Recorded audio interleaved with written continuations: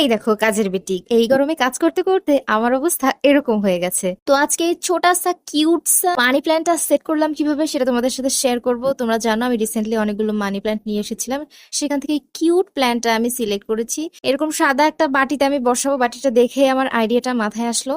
কোনো ঝামেলা করব না, একদম দোআঁশ মাটিতে বসিয়ে দেব, কিছুই মিক্স করছি না আপাতত। দেখো না কি সুন্দর লাগছে প্ল্যান্টটা বসানোর পরে। আর একটু ডেকোরেশন করব পাথর দিয়ে, এর জন্য পাথরগুলো ভালোভাবে ধুয়ে নিব আর এক এক করে পাথরগুলো সাজিয়ে দেব।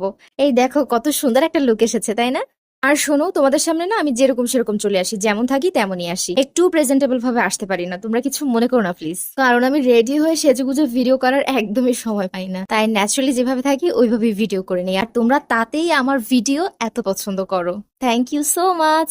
ইউটিউবে 2000 সাবস্ক্রাইব হতে আর মাত্র 100 সাবস্ক্রাইব বাকি আছে।